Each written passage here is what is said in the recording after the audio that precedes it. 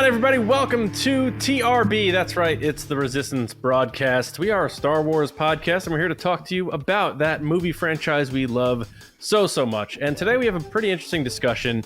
Star Wars is moving forward. They're branching out. They're going back in the past. They're going forward. Ahsoka's coming out, which I don't think a lot of general audiences know. So the question is, does Star Wars need to attract general audiences without legacy characters, and how do they do that? Because Grogus don't grow on trees. That was a wonderful thing, but we'll see what they do as we continue to move forward beyond our legacy characters in our future stories. So welcome everybody to the podcast. I'm John, that's James, that's Lacey, and I had to say a very special happy birthday to my older sister, Autumn. It is her birthday today, so happy birthday, Autumn. I know my nephew watches and listens. I'm not sure if my sister does, but Cole, you can tell your mom that I said happy birthday on the podcast. Happy birthday. I've met you once, but happy birthday. Once, yes. At my birthday party? Is that where you met her? Mm-hmm. Yeah. So here's the deal. James, you are a Ahsoka fan. I don't want to get too into the woods on our discussion, but do you have this feeling that your general audiences don't really have too much of an idea of who she is and what she's about in one or two sentences? Go. So what's funny is when I was presented with this, I started doing the, skeleton crew versus Mandalorian thing, and I was like, is Ahsoka a legacy character? I mean, she's been around for so long and in so much content that it's kind of hard to not put her into category that's saying the show is being led by this very well fan-driven character. But general audiences would also say no. So it's like, no. I don't know. It's tough. She's kind of that weird in between, but I think legacy characters are George Lucas characters from the totally. And I get now, yeah. He helped create her, but yeah. So Lacey, first of all, welcome back again. Thank you. You did miss our discussion last week, so it's good to have you back on the Monday show. From a scale of 1 to 10, how excited are you to do Will of the Force this week? I'd say a 7. All right, 7's not bad. I gave The Flash. I saw The Flash finally. I gave it a 7 out of 10. I didn't think it was as good as people made it out to be. But isn't that generally? People made it out to be good? Yeah, I didn't see anybody talking about it. Oh, no. Before, the whole hype about that movie was that it was so great that they were going to go forward with it no matter what. All I keep seeing is the clip of the babies falling out of the hospital. Yet some of the effects were like really weird and not finished. And I know there were a lot of issues with times and schedules and stuff. But overall, it was good seeing Michael Keaton back and stuff like that, but the movie wasn't all that great. But anyway, the story about Barry and his parents is compelling, but beyond that. Well, I definitely would then rate this a 10 out of 10 because it's better than The Flash. All right, here we go. So if you're saying The Flash is a 7, then I got to make this a 10. All right, 10 out of 10. James, why don't we do that 10 out of 10 segment right now? Right now. I fear nothing, for all this, as the Force wills it. All right, guys. By the way, I wanted to mention, if you do enjoy the podcast and everything that we do here, please consider supporting DRB on Patreon at patreon.com/resistance broadcast. Tiers start at just $5 and get you access to exclusive podcast episodes and even more benefits than that, including submitting topics to this segment, Will of the Force. So, go check it out. Patreon.com/resistance broadcast and join the resistance. We're going to actually do one of those questions right now. Kick it off with one of our Patreon submitted questions. This one coming from General Mike Ramore, aka Spice Runner Michael Fry. I'm sorry, not AKA. Whoa, hold on. I was like, I didn't know he went by a different name. That was such a confident AKA. I love that was a confident name. What it says here is "and" in all capital letters. So General Mike Ramore and Spice Runner Michael Fry both actually had the same question, and normally that doesn't happen, so we don't normally write it in. But I thought that's what was going on. I saw it earlier too, so it's all my fault. Anyway, they had the same question, and the question is, will Disney sell to Apple? And not only that, but we got that question as one of our super chats on Friday or Thursday for the TRB live show. So we definitely got to talk about this. Danny. We definitely got to talk about this. Lacey, do you want to go first on this one? No. What do you think? No? John can go first. John, will Disney sell to Apple? I don't think so. I think that's a scare tactic, like when George Steinbrenner used to threaten to move the Yankees to New Jersey or something. I think they put stuff out there to see what the public perception would be on stuff like that. But, and if they did, I don't know. I'm not the biggest fan of conglomerates, and I already feel like Disney's big enough as it is, and people complain about Disney being this big bad studio that ruins things, and if they sell it to Apple, it's only going to get worse from the fan perspective. I don't know how interested Apple is in that element of things, entertainment, theme parks, beyond what they're already doing. So I don't know enough. I'm just going to say I don't think so, so I'm going to say no. Lacey, you want me to go? Yeah, you go, because I think that you're going to say the opposite. No, I don't think they will, actually.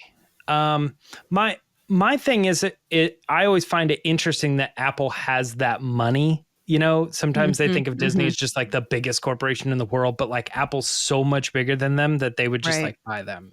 Didn't they just have some type of milestone or something in money, like 3 trillion? 3 trillion. Yeah, they crossed 3 trillion. They crossed 1 trillion and 2 trillion, like really back to back, and then now 3 trillion again. So like they're growing extremely fast still. Right.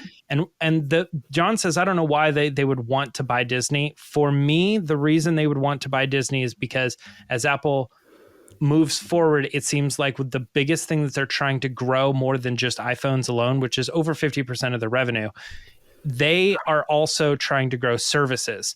And one of the services that they're pushing right now is Apple TV Plus. And with Apple TV Plus, they're bringing on tons of talent and spending lots of money on features, and they're trying to get them into theaters, and they're going for the award prestige too, with like Coda, and now they've got gosh, I can't think of it, Napoleon coming out, and that's getting a wide release, and it's the first time a streaming service has done a wide release to that level. I think that Disney and Apple have always been like best friends with how they incorporate. Like I've got Toy Story watch faces, and Toy Story was always like a big part Steve of Jobs' Steve Jobs' Pixar. Yeah, all that. Obviously, there's a reputation there, but the only thing that I would think Apple would be interested in is in Disney media. So they would be interested in trying to wrap up Disney Plus and Hulu and maybe ESPN into some of Apple's services, in which case they would do that well.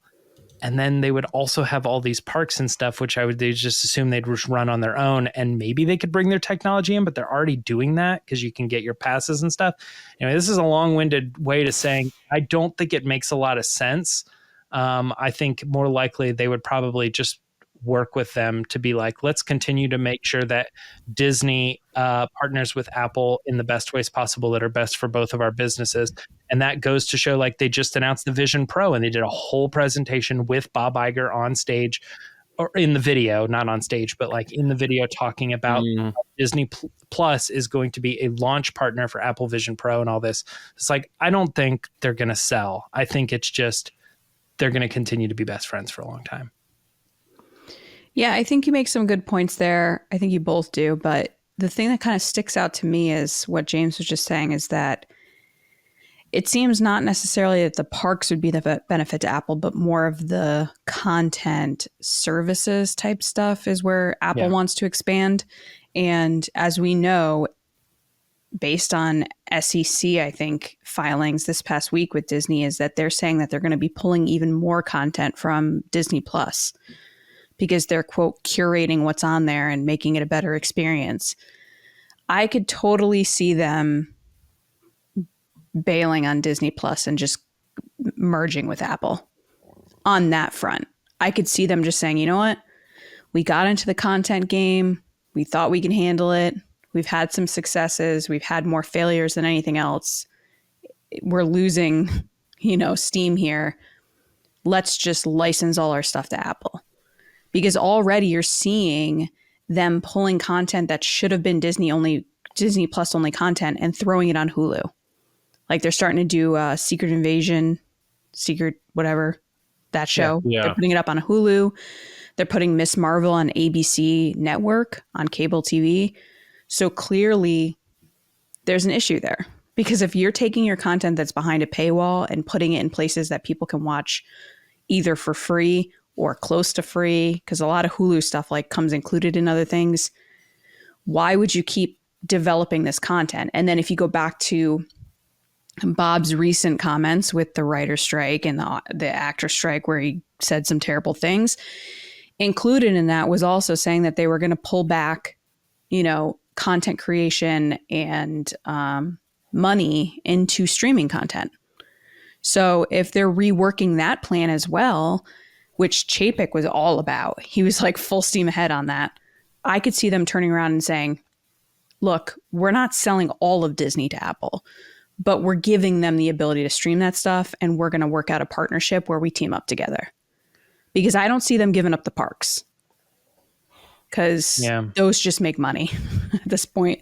And it's really their biggest moneymaker. Like it's a consistent thing for them where they're always going to make money on the parks. But it's really up to investors, I guess. But I think they will, but only the content, not the parks. So not so much selling the company, but you think that there's a possibility that they would either give them exclusive rights to like Disney Plus content, or they would maybe shut down Disney Plus altogether and say, if you want Disney Plus content, you can get it on Apple TV Plus. Yeah, I think they could, because everything is pointing that they're trying to figure out how to manage Disney Plus. I think they're in over their heads, and I think they have good stuff there, obviously. But with them taking Willow off and taking these movies off that they had just made, and having people like John Kasdan saying, oh, well, don't worry, guys. You could probably see it again. This isn't the end of this project. Who's to say it won't show up on Apple? Mm-hmm. Yeah. Yeah. Yeah. I mean, like we just saw this kind of recently. Like there's a lot of social media startups that like take a while to build. And then Threads comes in and they're like, we already have a well-established system that your audience is coming right over. We have the money to just launch a new system or a new social media. Apple is sort of that company too. Like it can, like as successful as we think Disney Plus is, it's still a new streaming service that have kind of come in and they're spending a bunch of money to try to get their footing, and hopefully they recoup that. If they find themselves getting a little bit over their heads, it's very easy to go to a company who literally, as we just discussed, has $3 trillion, who can just say, we'll float you for a while. Like, come over to us. We'll give you the money. We'll help you out. We'll get your streaming service back to where it could be. And then maybe they can pull like a Chipotle when they bought themselves out of the McDonald's contract eventually. Maybe Disney Plus can at some point get those license rights back from Apple if they need the help for a little while. Well, my whole thing too is like, without having to sell the company, Yeah. It just seems like to me that they aren't seeing the success they wanted in these shows and in these movies on Disney Plus. So instead of dumping more money in or trying to rework it, the smartest plan would be to cut and run, to cut what your losses are and then figure out how to rework it in a way that's going to make you money. And that way is through another streaming service. Yeah, I just remember Bob saying his legacy was going to be Disney Plus, and it would suck if his legacy actually was him selling to Apple or shutting down Disney Plus and effectively giving all Apple exclusive rights. But if his legacy is seen as like the vision thing, he could see it as a technological advancement and not a failure. And I don't know if he has the power to do that, because it says the Vanguard Group is the main shareholder of Disney. and he's appointed CEO by the board. So I don't know. Bob can't just be like, I'm selling Disney. Like, it's up to the shareholders, main shareholders. Right. But if vote on he's that saying, stuff. hey, I can recoup some of our losses by selling this stuff to Apple just for their streaming service, those people might be like, yes, I want my money. He would have a plan. Yeah. You know, it's not just saying like, I'm selling this and getting out of here, running away. I'm sure what his plan would ultimately be is like, this is the best thing for all of you guys. Right. Could you imagine those commercials? It's like now on Apple TV. It's like, woo. You're like, oh, okay. Now I It'd gotta be a watch hard it over here. sell because Disney right now is not doing great, and I don't think the stock's as high as it has been in past years. Netflix just tanked too. So If I was a massive investment company and I had the main shares of Disney, I'd be like, we're not selling right now. I'm gonna wait till you pick this thing back up, and then we could talk about it. But it's not gonna be one of those. We're not doing well. We have to sell things. I mean, I'm not the biggest, stock and financial wizard, but that just seems like logical to me. Anyway, we aren't. You That just was gotta option one of Will. I know, Force. but you just got to remember at the end of the day, these people want money. So if there's money Right. involved, But that'd be taking losses on probably those investments. Like, I think we're looking at the perspective of where Disney is at, and does it make sense for them to make a decision to move towards Apple? But Right. I'm also looking at it in the position of like, what is Apple going to do? Like, what's Apple's perspective on like, forget the position that Disney is in, like they're looking at that company. Why do they want that company? And that's why I'm thinking the only thing I can come up with is the services, and with just that being the one aspect that they want, I don't think they have any. It would be more likely that they would just work out a negotiation with them to do something on that end, rather than buying the company just to have that. Unless there's something I'm just completely not seeing altogether, where like they do plan on having everybody who comes to Disney World has a Vision Pro or something. I don't know, some crazy Right. world. where that all they the have this Magic Bands are iWatches or whatever, Apple Watches. Apple Watch. Well, I mean, they sort of already are. That's what Yeah. I'm saying is they've been such good friends with Disney for a long time that they already have incorporated a lot of the Magic Band features into Apple Watch already. The Magic wanna Band walk things, down- when you tap in, look just like an Apple type of tap in. Like even the logo of Mickey Mouse's head looks like what an Apple would look like. I don't want to walk down Main it's just Street like the USA NFC and and see stuff. like an Yeah. Apple store. Like, I just don't want to see that. The Starbucks is annoying as it is, but You say that's that, but you always make a stop there. I always got to stop at the Starbucks. I know. But why not make it something else anyway? I would think if it spent was a an half Apple hour on store, the I would be Starbucks. bummed. But if it was like an Apple We still Disney experience, I'd be like, this is sweet. Yeah. This is cool. All right, moving on to the next one. That's a good topic, though. I feel like we could go for a long time on something like that. I feel like we did. Yeah. Well, I feel like we could go a lot longer. All right. All right. If let's do this one too. If the strikes last through the end of 2023, do you still think that the next Star Wars movie will still hit its current release date of May 2026? Lacey, you skipped on going first last time. So what do you think about this one? No, I don't think it will. I think it's already in jeopardy of not hitting that date. I don't think the studios and producers thought that the actors would go on strike. I thought that they were like, oh, the writers are doing their thing. We're going to see how long they go. But the actors were fine. And the actors were like, nah, dog, we're going on strike too. I think that caught them very much off guard. I don't think they expected them to do that. And supposedly they're already losing studios like $600,000 a day on this strike. And my response is, first of all, if this strike means that all those people, which you have to think that 81% of the people that work in the SAG AFRA group are the background actors that are looking to get healthcare and basic needs, don't get what they're asking for, then I don't think we should get a movie in May 2026. I'm totally fine with waiting on this movie until the people get what they deserve. So no, I don't think they're going to get what it's going to show up in May 2026. I think that this strike's going to go on a little bit longer than people think it is, because I think, first of all, the actors have done a great thing by standing with the writers because it's given them more leverage, but I don't think the studios are going to back down so easily. So no, we will not. John, same thoughts? No? Different? No.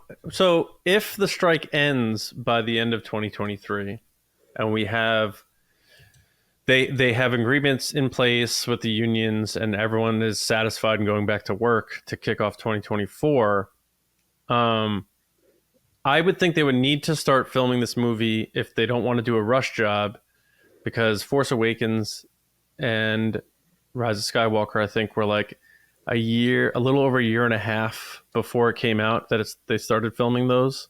Right. I think they needed a 2-year before release date, like George Lucas did.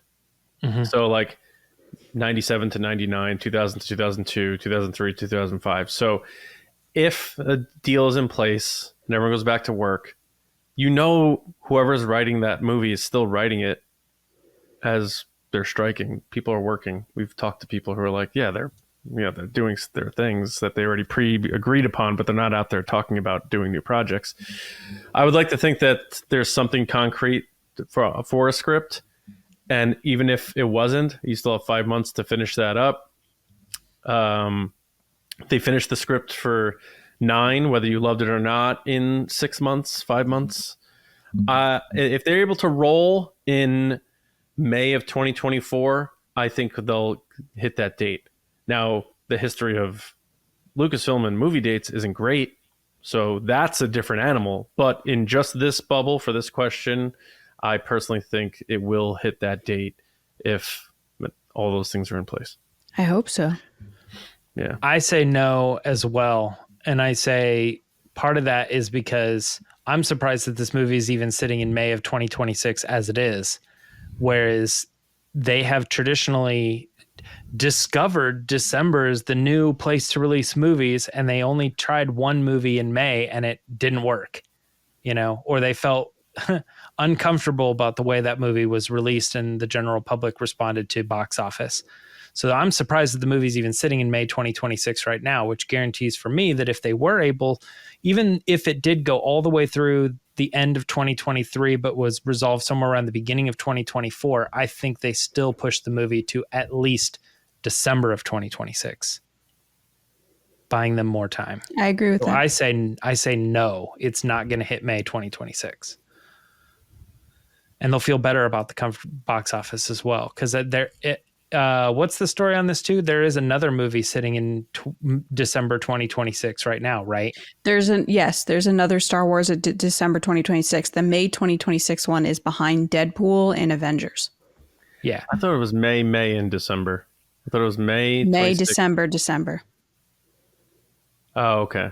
Yeah, May, December. So what I think is this one gets moved back and then they push the other two as well. Oof. I know. They already gave this movie's literal release date to Avatar. That was December 2025. I still got to watch that. It's exactly like the first one in a good way. Oh, okay. No, it's 3 hours longer. What are you talking about?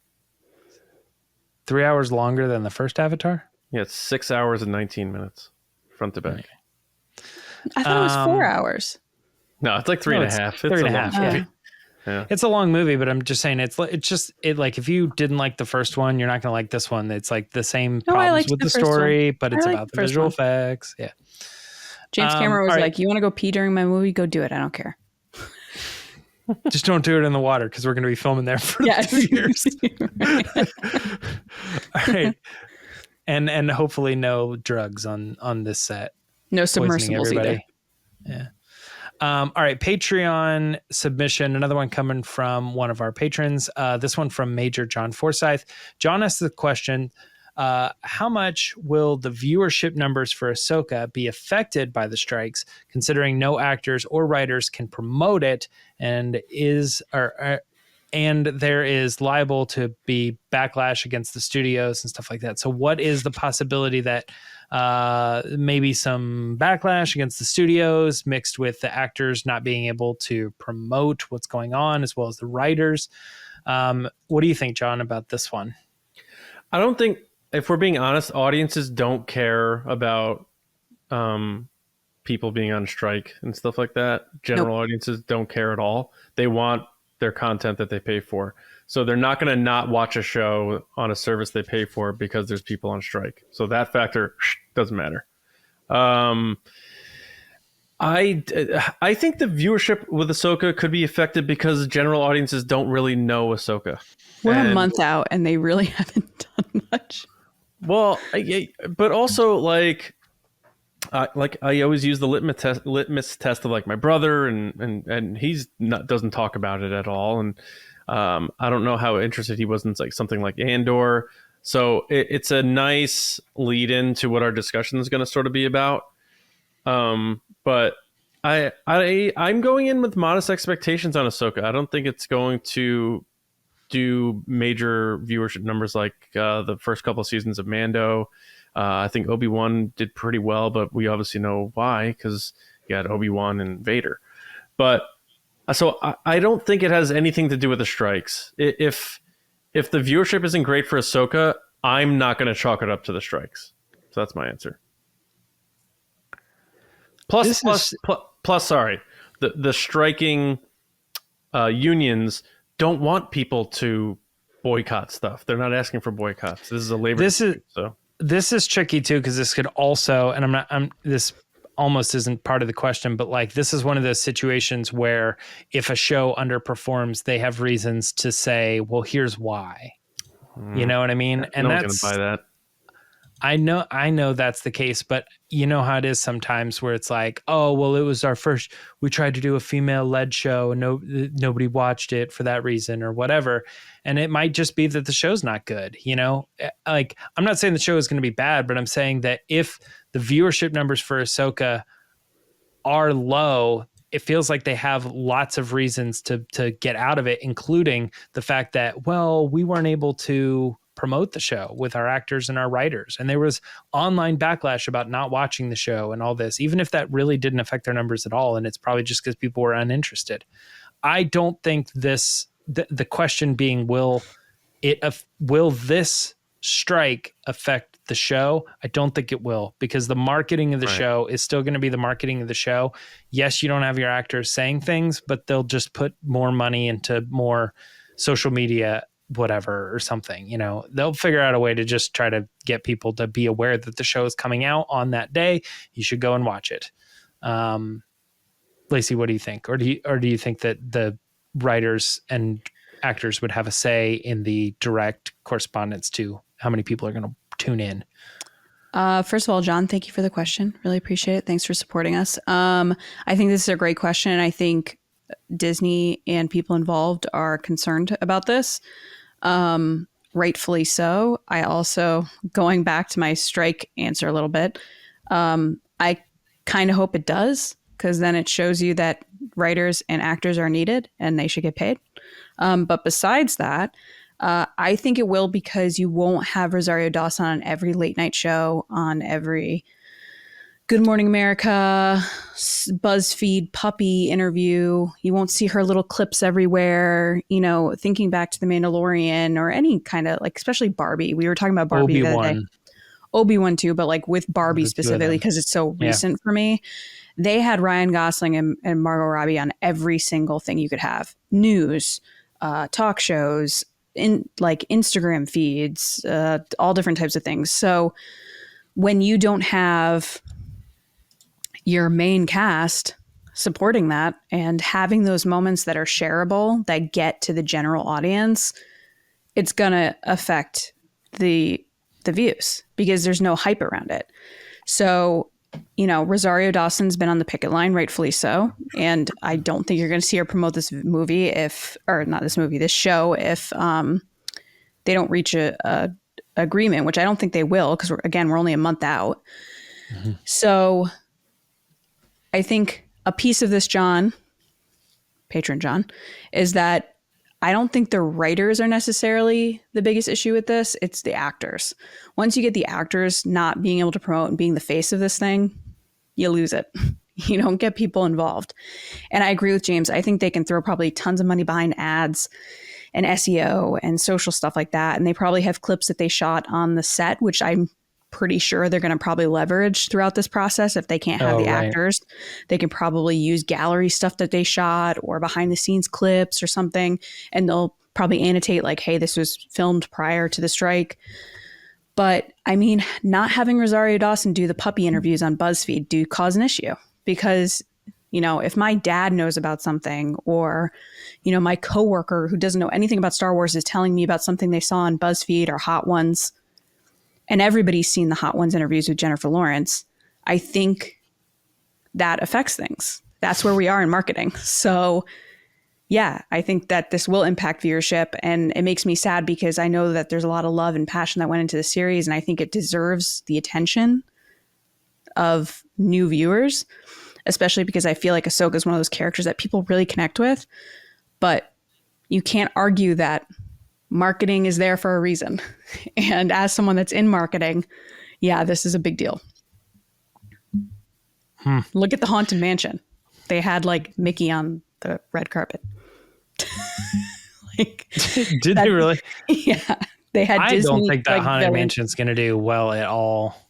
But it could have, because it had a lot of star power in it. But no, I'm not even talking empty. about the strike. I'm just talking about the movie in general. My wife said she's interested. I wouldn't mind going to see it too, but it's too scary for Bennett. So I'm like, well then. This is tricky because it's like it seems like it's supposed to be a I family read it movie, was a little scary. Not. I read it was a little scary. I mean, he saw the trailer and he was like, I don't want to watch that. And I was like, I'm like, that's, I don't know. I feel like I'm interested in the movie to some degree because it's got a lot of actors in it, but it doesn't make me feel like it's going to do well when you think like how they could have done a family friendly, movie that was just kind of like spooky or whatever. You mean like, of course they tried Murphy? that. Yeah, they sort of tried it and it didn't work then either, but all right, well, that's another huge topic. All this writer strike stuff is crazy because it gives us a lot of speculation, like will X meet date, and it just shows you how important each piece of the puzzle is when it comes to these productions that I think a lot of people tend to overlook. It's like the visual effects people are just as important as the actors, as the writers, as the producers, as the directors, so when one piece goes missing and then two pieces go missing, and now you have visual effects people that are saying, hey, we need to form a union and go on strike ourselves. Those are big pieces of the puzzle. Yeah. I mentioned that a couple of weeks ago too. Like, I think we're on the verge of the, visual effects industry also going on strike against. Well, they need a union first. Yeah. Yeah. Last question though for Will of the Force. And this is back to just normal Star Wars speculation. Will the Mandalorian, Din Djarin specifically, and Grogu appear in any episode of the Skeleton Crew? John, what do you think about these characters showing up in the Skeleton Crew television show? I think so. I think they will.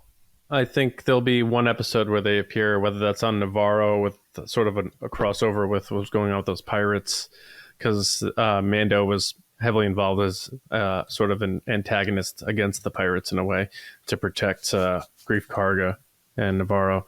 And also just the marketability, getting those two on screen. You want people to check out another new show around the holidays. There's a lot coming out. There's a lot going on. Come watch this show. We have Grogu in it. Check it out. I think that would make sense. They filmed it in that same bubble of the Mandoverse. It's all ties in, so it would make sense for an episodic cameo of some sort for Mando and Grogu to appear this week.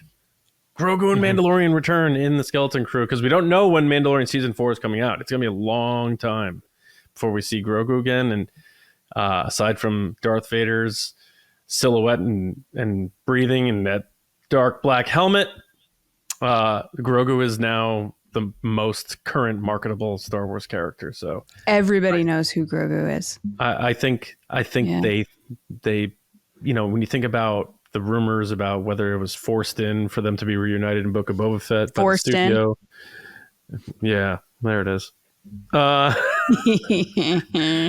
just think it makes a lot of sense. Not as much from the creative perspective, though it does tie in because of the Mandoverse, but because of just drawing people to a streaming service that is bleeding right now. So I'm gonna say yes. Lacey? Yeah, I have to agree with John. I definitely think, yes, the Mandalorian and Grogu will appear in an episode of Skeleton Crew. My daughter's obsessed with Grogu. She's stolen all my Grogu stuff out of my office and it sits downstairs on a shelf. And like both of my parents know who Grogu is because Daisy knows who Grogu is. And she's like, it's Grogu. And then now they know who that is. They know it's with the Mandalorian. They don't know anything about the show except Grogu. So I just think that, like John was saying, it's so marketable. And then with the Book of Boba Fett was a prime example of like at the end of one episode, they just played the notes, like the woo, woo, woo, and everybody freaked out because everyone was like, you know what that means? He's coming back. And when he showed up in the Book of Boba Fett through that plastic like grocery store, like meat market door, me included, I lost my mind. I was like, this is the best because he's become such a top tier character. He's on everything. Like Disney puts him in everything now because he's so marketable, and especially with Grogu. I mean, they still make so many toys with Grogu. It's like you can never have enough toys. And they broke canon by putting them in the parks now, at least on West on Disney. Yeah, so like with Boba Fett, they have him on the one side. It would make perfect sense to have him in this because then there's that connectivity that they keep talking about with Jon Favreau's like Mandoverse, right? And they said that this was part of that. So that means that they have to show up in some way. Yeah, I mean, I have more thoughts on this, but it can all lead into the discussion. The biggest thing for me is I think they probably will show up in the Skeleton Crew just for sheer like take a step back and look at like what a company does to like create synergy or whatever. That show is the only show that Disney Plus has released. Well, to be fair, I guess Mandalorian didn't, but it now is the number one thing. So it's kind of unrated in that way. But I was going to say it's the only show they have that doesn't have some type of previous tie, with Ahsoka having, Ahsoka being in whatever she's in, plus Rebels and stuff. You got Obi-Wan, you've got Andor, ties to the movies. It like with all Boba Fett, like Boba Fett is Boba Fett, right? That name alone could help move people into watching the show. Right. Skeleton Crew right now is the only one that's like nothing. Like there's no ties to anything. So it's sort of a hopeful bet at this point. And the best thing they can do probably for it is put their number one character in this time period in that show somehow to boost especially viewership. They can easily have Grogu interact with the kids too. Yeah, it does make me interested though, because we're getting to that point now where it's like you could have Ahsoka show up, you could have Boba Fett show up, you could have Grief Karga show up, but you can't have him appear in the other unknown, the Acolyte, because he's not alive yet. So it's got to be this one, or that's it. Yeah, but as far as like Mandoverse stuff, that era, we're definitely getting to a point now where it's not just like, will the Mandalorian show up in Boba Fett? It's like now we're starting to get into like Ahsoka characters, Mandalorian characters, Boba Fett characters, Skeleton Crew characters could show back up in Mandalorian or Boba Fett or Ahsoka, or you know what I mean? It starts to get interesting. John, I think that would be a perfect spot to lead into as we wrap up Will of the Force to move into the discussion, which is just a greater version of this, right? Yeah, let's do it. Obi-Wan once thought as you do. All right. Nostalgia rules all right now, but sometimes nostalgia doesn't always translate into success. Look at the recent stumbles of The Flash and even Indiana Jones, the unflappable Indiana Jones, stumbling at the box office. Star Wars, for the most part, has kept most of its major productions somewhat tied, some a lot, some a little, to the legacy timelines and characters, but the bigger tests are coming, specifically with James Mangold's story exploring the very beginning of the discovery of the Force 25,000 years before we met that farm boy staring at the twin sunset on Tatooine. So let's talk about the importance of Star Wars being able to connect with general audiences, not us, not you. We're always going to be there. those general audiences, your cousins, your aunts, your uncles, your friends who like Star Wars but need to have a reason to dial in or go to the movies or go on Disney Plus. And because, like I said before, Grogu's happen once a generation. You know, you have a Darth Vader, you have a Grogu. It's hard to get that type of You have your Jar Jar Binks. Jar Jar Binks. It's hard to get that transcendent type of character that people see and that explodes beyond Star Wars into pop culture. So they need to figure out a way. And how important is it? So with everything that's going on right now, with the uneasiness in our feelings, and we talked a lot about it on Thursday about the future of the movies and the shows and Lando and all that stuff that's going on. Let's just have a chat about it, about the importance of reaching those audiences as Star Wars moves forward, because it seems like even things that feel like it's this new, fresh thing really isn't. Mandalorian brought in Luke Skywalker. Lacey famously said that. We have this fresh new character, and then we bring in all these characters. Andor, you know, I don't know what people like, they are tricked by it or something. It's part of Rogue One. It's that Rogue One is the crawl for A New Hope. So everything's very heavily still connected to what we've gotten before, and especially the OG classic stuff. So what does Star Wars have to do? Is it marketing like we talked about before? Do they need to do a better job of marketing newer characters and making them legacy characters? James, you touched on the possibility of, is Ahsoka considered a legacy character? And that's a good debate to have. So I'm kicking it off there. I personally think that there needs to be a change in how Star Wars is treated. It's no longer the guarantee that it once was. And no movie is now. Like I said, look what happened to Indiana Jones. It really isn't. Yeah. I think after TFA and Rogue One, they got very cozy and thought, we can just churn these babies out and we're getting billion. And now audiences are like, you need to give me a bigger reason to go to that theater. And even Tom Cruise, I mean, I'm not saying the Mission Impossible movies were always big, giant box office draws. I don't know that one ever crossed $1 billion, but Tom Cruise is stumbling a little bit right now. I don't think Dead Reckoning's doing all that hot compared to, you know, what Top Gun Maverick did. I think, what is it? What is it? Top Gun did so well, I think, because it didn't necessarily bank on nostalgia. There was touches of it, but it was original in its own way. And I think that movie was an example of people went to it, and I'm included in that, were people that went to it that weren't gigantic Top Gun 1 fans, you know, and were surprised at how good it was. So then they left and they were telling everyone, you have to go see this. Yeah. And I feel like that's where we're at with movies and TV, is it's definitely a word of mouth thing. And that's not just that. I'm saying that's with everything nowadays. But what people need to remember, as someone who's in social media, people's attention span right now on social media is 3 to 5 seconds. If you don't capture someone's attention within 3 to 5 seconds, they've already moved on. Gen Z is even worse. It's 1.3 seconds. So when you have an audience that's been trained at this point to have such short attention spans on social media apps, you need to have good marketing, and you need to have good trailers. You need to make an event of it, like they did with, you know, Barbie and Oppenheimer or whatever.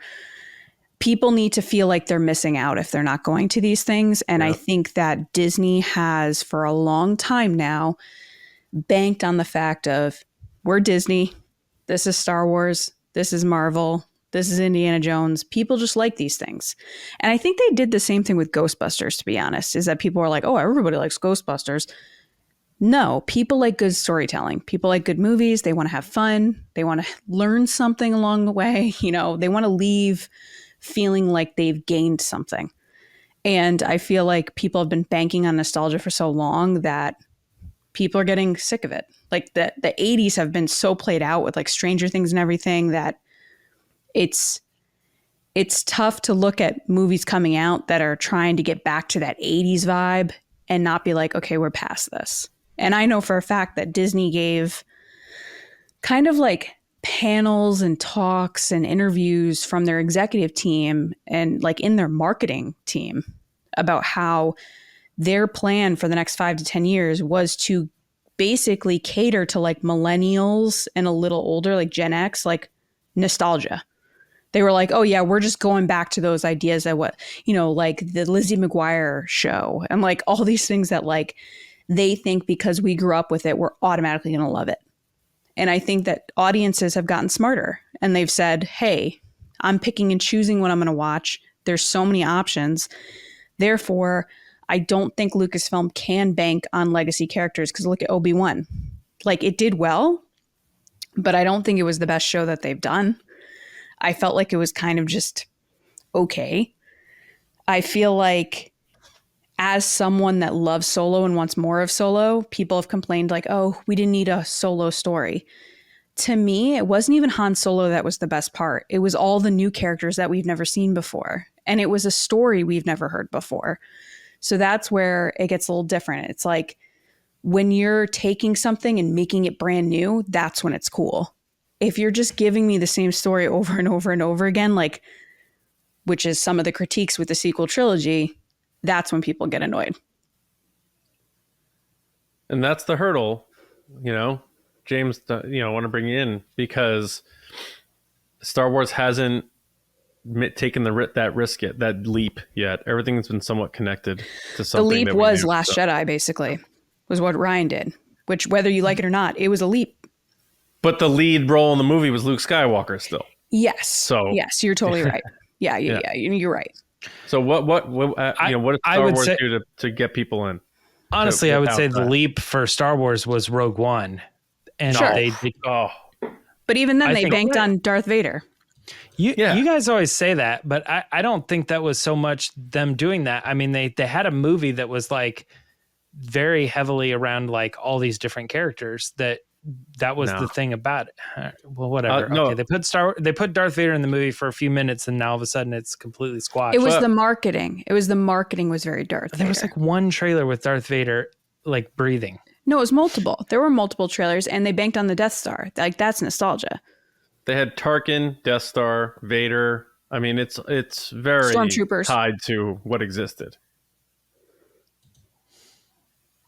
I guess. Story-wise, I agree with you, James. I think there were a lot of risks that they took with that story. I'm saying if we're talking marketing to general audiences, it was very much like, hey, the Star Wars that you like? This is like that. When it comes to this stuff, I think that what Disney needs to do is like, you mentioned something, Lacey, about audiences are smarter now and they're choosing the right stuff. I don't know if it's so much that I agree with a lot of what you said, but my point I don't think right. I said they're just picking and choosing what they like. Yeah. But there's so many options. That's what it is. I think it's not so much like their intelligence of like, it used to be this way and now they're like, don't just force feed me that. They're going to pick whatever they like. It's because there's so much content now that's competing against this stuff. It's now harder to get somebody to come in and see that Lizzie McGuire movie, because when they would have done it before, it would have been one of like, 20 movies that were released that year, or whatever. The topic though of it, because we're talking about selection now and the failures of legacy characters not holding the audience. The point of this is, how can Star Wars move on and be a viable franchise without legacy characters and still pull in general audiences? Yeah, I think those are on the same track. We're getting there. We're just working our way to that. Because we keep bringing up these ones that have these big characters in it, Top Gun, sure, Lizzie McGuire and stuff, and it's like Star Wars isn't going to be able to do that anymore. Because where I'm leading with it is because I think they treat Star Wars like you may have treated an actor or a big name A-list Hollywood actor back in the 90s. It'd be like, well, if it's got so and so in it, then they're just going to come, and audiences are just going to go and see it because it's the new so-and-so movie, and we're learning now that that's not the case anymore. We're talking about Tom Cruise. People say he's probably the only one who exists anymore. No movie can rely on an actor. I think Disney needs to start treating Star Wars like that. It needs to be something where people are interested in seeing a movie because it looks good. It looks like a good movie that they would want to go see. And also it's got so-and-so in it. Cool. Like, and also it's a Star Wars movie. Cool. Like, don't say we're going to make something and then put Star Wars on it. And because it has Star Wars on it, people will come. It needs to be, we need to just create a really good movie. And with that being said, it almost makes me think they probably need to move out of the everything's connected canon thing. Yeah. That could be It's holding them back. A post Kathleen Kennedy thing. Yeah. I don't really know how. I really don't know if it is or is not holding them back, because Marvel seems to be doing fine with keeping everything in canon. But at the same time, Marvel's best movies have been the ones that fall outside of it, and then they spend their time explaining how it falls in. You know what I mean? But that's still fine. Star Wars can do that. could. I'm saying you don't have to say this movie, you don't have to go the DC route and say this movie just doesn't have anything to do with it. And that's the reason like we the can Batman. make it good. Yeah. Right. Or Joker or whatever. I get what you're saying. I think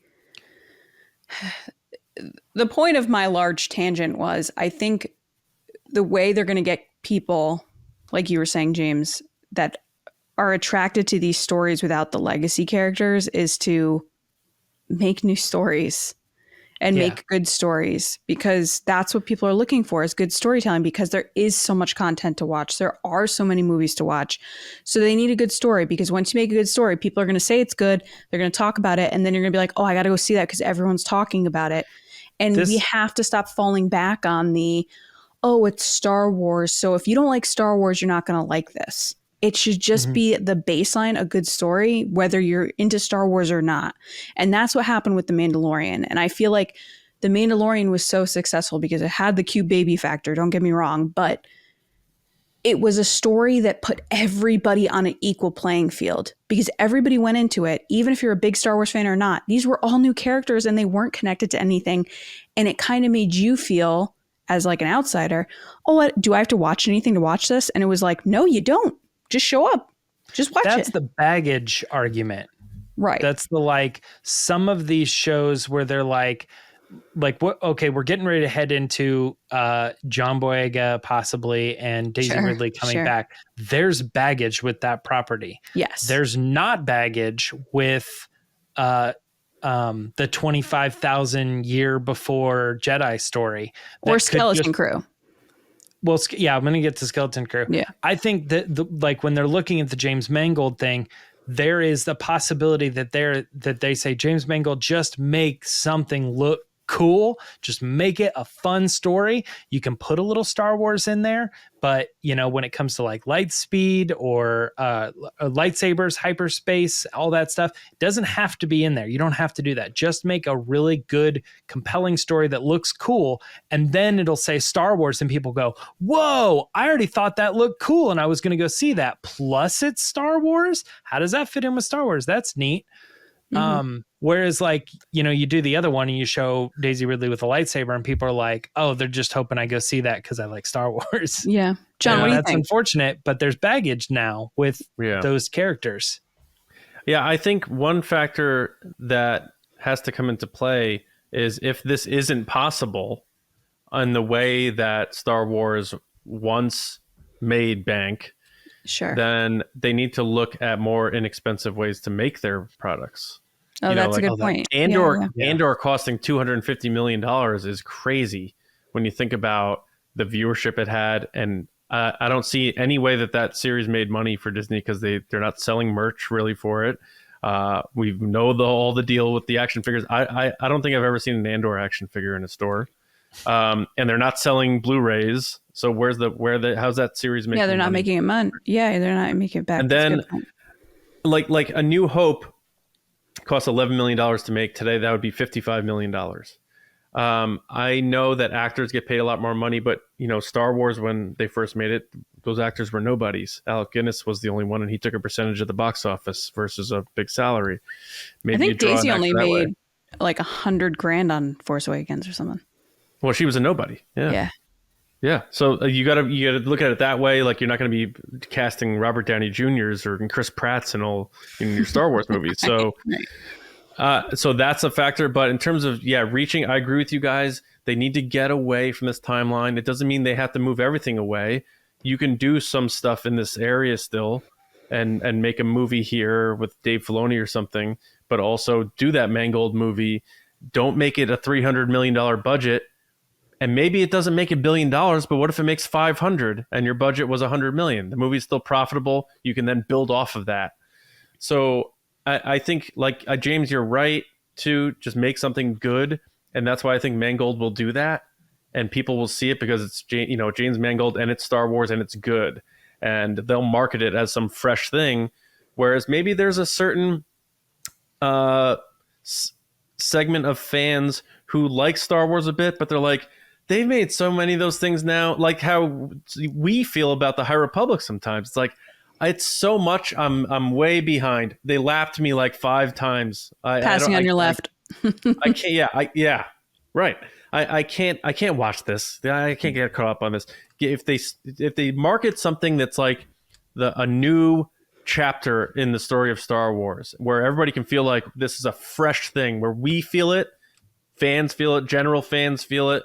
I think that could be a way that they do it. That still gets back to your point, though, John, is like, if they do that, then the fresher they get, the more likely people go, I didn't even know that was Star Wars, or that doesn't look Star Wars at all. They have to market it as though Star Wars is just beginning again.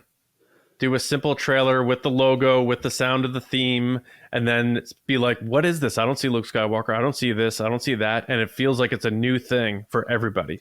They need to recapture our imaginations by giving us something that we don't know what we're about to experience.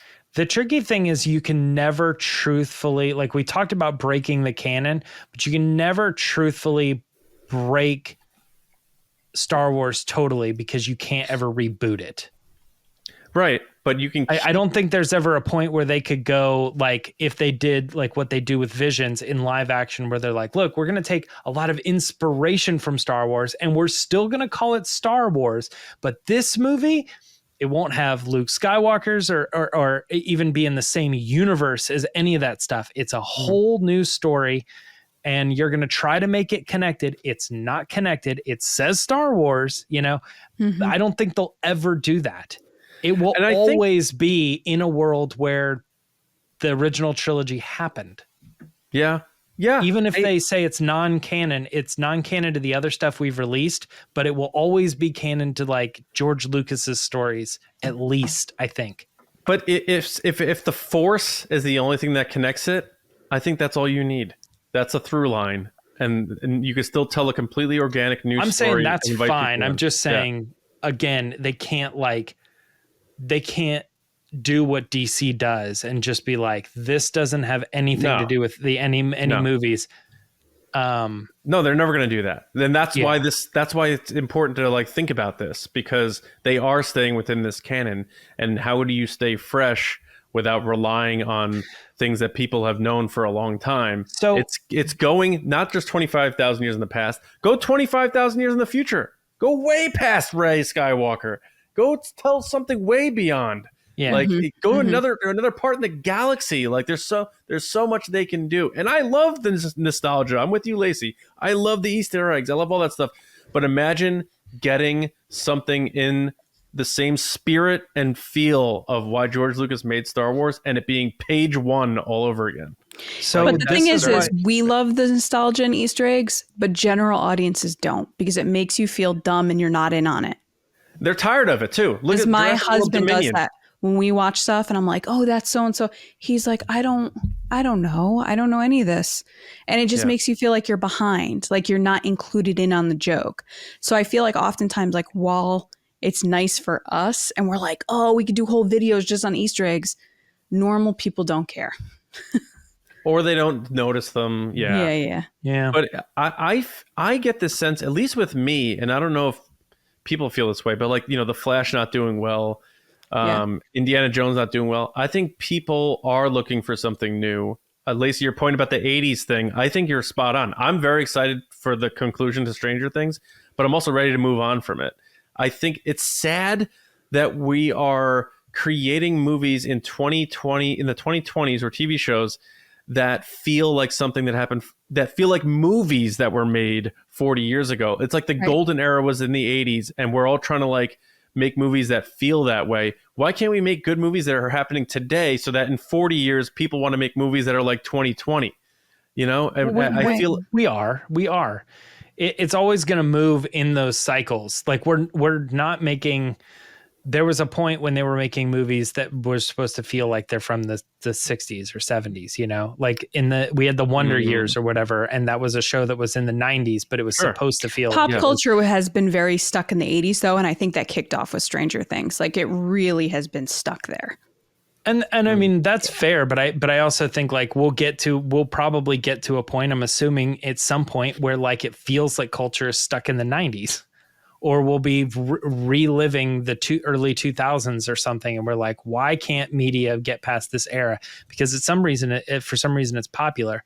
But since we're on the topic of Stranger Things, I think that is one thing that Skeleton Crew is doing really well, is I think that Skeleton Crew so far has not marketed itself so much as get ready for the next Star Wars adventures. You remember Star Wars Rebels, or, you know, do you remember the original trilogy? It has leaned on Stranger Things and Amblin movies as its main thing to say, if you liked those things, that's what we're aiming for with this series. And also, side note, if you're into that, it's a Star Wars movie. It's in that Star Wars world, but don't think of it as Star Wars. Think of it as Stranger Things and Amblin and those types of things that you can familiarize with. Whereas I don't think I've seen any other Star Wars properties say, oh, we're getting ready to do Obi-Wan. Think of it as the Shawshank Redemption. Yeah, well, yeah, I mean, sort of. But again, what I'm saying is they have always led into Star Wars first. Like, it's a Star Wars property, get excited, it's another Star Wars thing. And they've not said, here's what we're doing with this. Actually, the only other one that I can think of that maybe kind of does this a little bit is Andor, because they say like it's sort of represented, but I don't even think they do that. I think that's mostly fans. They say the reason we like Andor is because it's a good show to start with, but also it's in Star Wars. But also is the least watched show. I get that. My husband couldn't get into it. He got into 10 minutes and was like, this is boring, I'm out. But again, casuals had a hard time with it. And he loved spy thriller shows. Show itself. I don't feel like that's a failure on what Lucasfilm is doing to get out of the legacy character era. I'm just saying in general, that's a show that, like, when that show came out, I thought my husband was going to love it because it's spies, crime, thriller type vibes, which is not my vibe. He got bored 5-10 minutes in and never watched it again. I think Star Wars needs to make things that feel like Star Wars, but just aren't beholden to, here's Luke Skywalker again, or, you know, like the CGI Luke Skywalker thing. I prefer to a recasting only because I wouldn't see Luke Skywalker on screen if it was another actor. I'm sorry. I agree. You grew up with one. So either don't do him or just do what you guys did. And, you know, the people at ILM got jobs for it and paid for it, and I'm glad. But I think you got to make Star Wars still feel like Star Wars in that way, and not try to, you know. And Andor is its own thing because I know it's tied in with Rogue One, and it was supposed to be that sort of dark thing. And I think it's good because it's nominated for awards. I don't think it's going to win, but I think that's cool, and it gives them, you know, what they're looking for. George Lucas didn't really care about awards, but it's not his anymore. And the other thing, which they haven't been able to figure out, George Lucas never figured out, and I think it's because Star Wars it never came out in Asia for years and years and years. I think till the 90s, it didn't show up in like China. is the international audience is just not there for Star Wars, and it never has been. Aside from Europe, in some respects, but Asian markets and other markets that other stuff like Transformers and that type of stuff do really well in, Star Wars can't bank on that, so they are really Transformers stuff like that do well typically internationally, like 1 to 1. I was just blanking. I was like, I guess Transformers is American. It's being. I was thinking it was the last run was Michael Bay. Yeah. It's American, but in Japan, like Gundam Wing is so huge over there. So I was gonna say there was something about like I was just feeling like Transformers had this like anime vibe to it, to like the 80s. Even other franchises Gundam do really well. Like Marvel does well internationally, very well. Right. Star Wars never has. So they are, until they figure out a way to really reach people, and I know they're trying with stuff like Visions, and other ways to branch out, doing a celebration in Japan. They need what to if they just had a Star Wars giant mecha? like a Megazord thing? Yeah, like they just go into the future and they're like, in the future, like in Star Wars, people have suits and like these suits are super powerful and they have laser swords. You mean like Pacific Rim? Pacific Rim? I mean, yes, kind of, but like their own Star Wars version of it, I don't know. I would like Star Wars to not have to copy other things, Honestly, the creator to me from Gareth Edwards. Are you copying at that point? I mean, are you copying Godzilla? Are you copying Transformers? Are you copying? Star Wars copies sort of like an stuff. idea. Yeah. True. Thank you. But I feel like the creator from Gareth Edwards that's coming out is probably the most Star Wars looking thing that's not Star Wars to me. More than Rebel Moon, because I haven't seen the creator. I haven't seen the creator stuff yet, to be honest. There's a trailer out for the creator. Oh, yeah? It looks Okay. because it's done by ILM. Dude. Yeah, go check that out, man. It looks good for him then. It looks insane. I think me and Lacey were talking about it when we were discussing the Rebel Moon versus the creator. And I was like, I think creator looks more Star Wars. Better. Yeah. Or something, that is intriguing me more. Like if you had shown me that trailer and then told me nothing about it, like and you said, what franchise do you think this is a part of? I'd be like, Star Wars, right? Like it's Star Wars. Oh, wow. Whereas Rebel Moon to me has a Star Wars-ish look to it, but it still banks on that kind of superhero for me. And Zack Snyder it still looks very kind of Lord of the Rings. Movie. Yeah. Whereas the creator, it looks Star Wars. Like, oh, that's cool. Yeah, it's got droids and robots and Rebel Moon feels a little bit more like Valerian kind of. Yes. It's like a fantasy. That was another movie that like Jupiter Ascending sort of has like.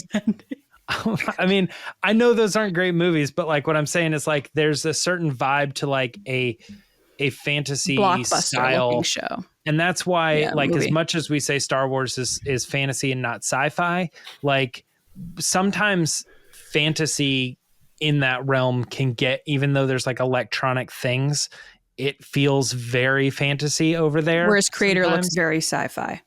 Creator looks more sci-fi. It looks like I likened it to who did AI. That? No, I did, but I said if AI was done by Oppenheimer's director. Chris Nolan. Yeah. Christopher Nolan. It looks like AI if Christopher Nolan made the movie. So I don't know. Anyway, all that being said is like, yeah, I think there's ways that you could do just a really cool looking movie and then be like, it's Star Wars. And people are like, well, that doesn't quite seem like Star Wars. And it's like, well, it's going to go that direction. That's where they are, 100 years from after Rey dies or whatever, like they could just go that direction. But again, the biggest thing for me is I think they just need to make shows that look intriguing first, and then people need to find out that they're actually Star Wars. Mm-hmm. And I think right now they're leading with Star Wars and then hoping that is the thing that, or the connectivity or the canon. They're like, Marvel's doing a great job of making everything connected, so let's keep doing that too. And I love that, but I don't want it to be, I don't like it when Marvel puts out a movie and says, you know, it feels like you have to have seen all these other things to enjoy this property too. If you have, it will probably be better, but it does start to stack up and wear on the average audience. And I think Marvel's even themselves are feeling the effects of that. Yeah. It's going to be tricky because especially with their Ant-Man and their Jonathan Major stuff and like, we're in trouble now. And we don't know if Disney is, you know, interested in spanning out too much because, you know, Iger was saying we're going to lean into our known things. So I don't know what they're going to do. I thought of this topic just in the spirit of, we know Star Wars is branching out, going past and future, but if they're going to keep going and make Star Wars for a long time, which I hope they do, they are going to have to eventually really detach.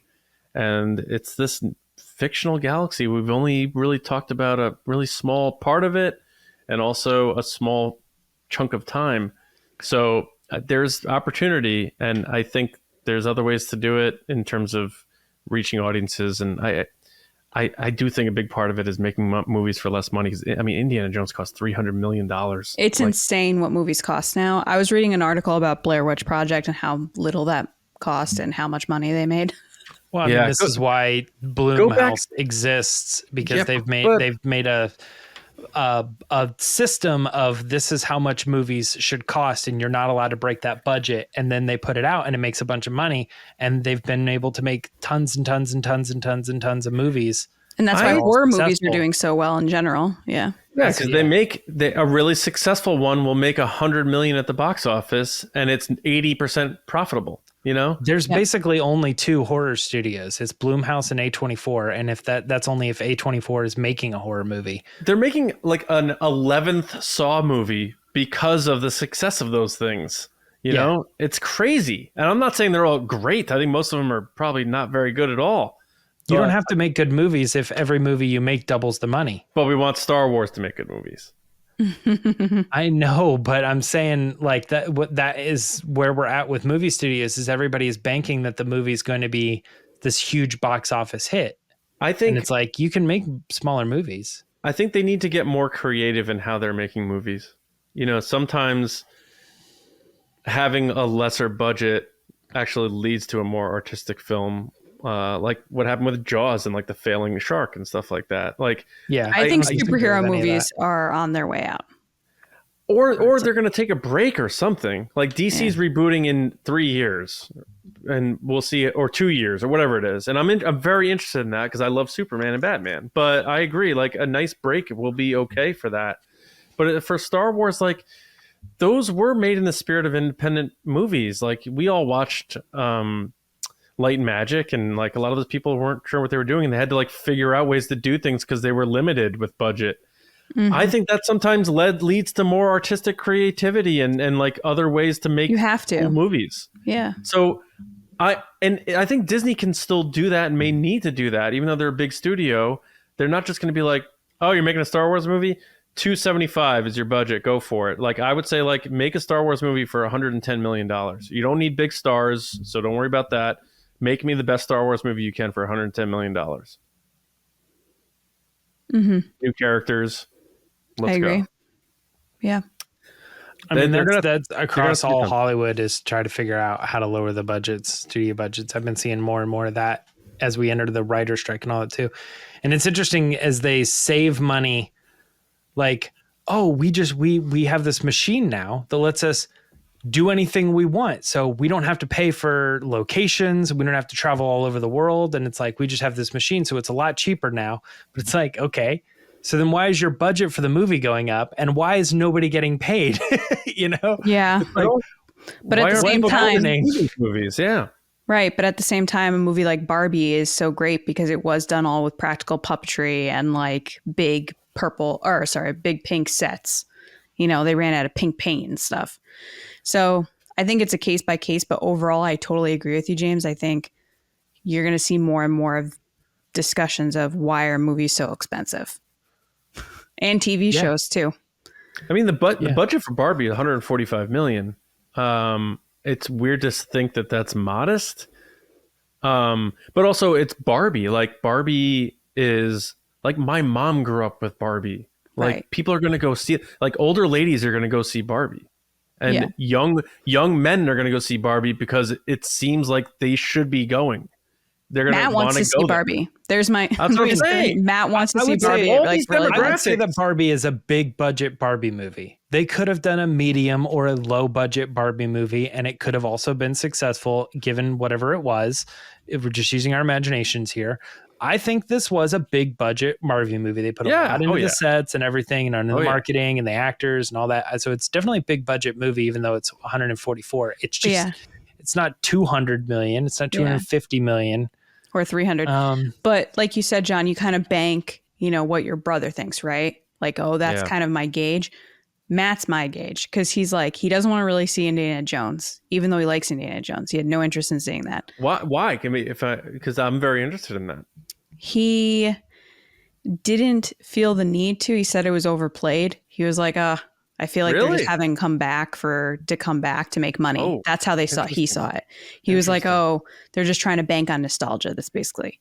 Whereas Barbie to him is something brand new. It's fresh. It looks funny. He was kind of annoyed that Will Ferrell's in it because he doesn't like Will Ferrell. However, he doesn't like Will Ferrell. But he said every clip that he's seen of it or all the marketing has been so original that he knows that when he comes out of it, it's going to be something he's never seen before. Like the first trailer they released where it was like a play on that movie. I'm blanking on the title of it. 2001 Space Odyssey. Oh, Space Odyssey, yeah. He thought that was so creative and it was different. And so he was like, okay, it's not a superhero movie. Thank God. I want to see that. Yeah. Yeah.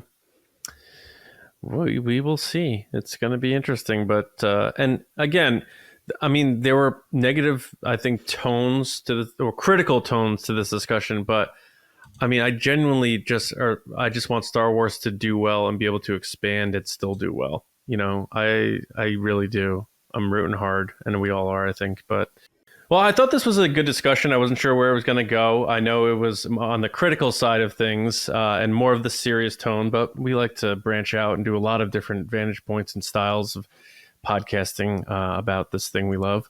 But it's all in the spirit of rooting for Star Wars to keep going and keep inventing and creating new stories and being successful for generations to come. So our kids can enjoy it and generations beyond that. So I hope everyone enjoyed that. Let us know what you think. How does Star Wars stay relevant and vital with new stories that aren't tied to these legacy characters? Doesn't mean we have to say goodbye to them, but if Star Wars is going to move forward, that's what they have to do. So we want to hear from you. Let us know. And also let us know what you thought about this chat. We look forward to always hearing your feedback on our points of view about these discussion topics. So thank you to everybody for listening and watching and being a part of TRB. It means such a great deal to us. Like James said at the top, if you want to join us on Patreon, there's more content on there. So hop over to patreon.com/resistance broadcast and sign up and join the resistance. We appreciate that very much. And a special shout out to our generals and spice runners on Patreon: Carmelo, John Reese, Jetta Rosewater, Frank Grande, Darth Hurricane, Nick Kratz, Chris Morales, Brian Smith, Matt Chitty, Danny, Mike Ramori, Matt Heath, Brendan McLaughlin, Count Pepto, Sneaky Zebra, Aaron Ellington, Micah Harrison, Colin Cormier, Jolt and Jedi DiMaggio, Diana, and Dave Hornack. And then Spice Runners: David Probus, Neil Shaw, Kendall Gelner, Thomas Hennessy, Andrew Staley, Jeremy Myers, Michael Fry, and THEFORTWORTHIAN. And to everyone who listens, watches, however you support TRB, it means a lot to us. Thank you. Thank you. Thank you. A lot of people share our episodes. Whatever you do, it means a great deal. For me, you can find me on Twitter at Johnny Hoey, Threads at Johnny Hoey, and Blue Sky, and I don't know. There's a lot of them. But usually, as of now, it's still Twitter. I'm hanging on by a thread, I guess. And my movie pod, Just Like the Movies. James, how about you? Hanging on by threads. Nice. Twitter, Instagram, and Threads, all at Myra Trunks. Very good. That's where you can find me. You can find me on basically every social media platform: Threads, Twitter, Instagram, Blue Sky, at Lacey Gilleran. And then you can find me on TikTok at It's Lacey Gilleran.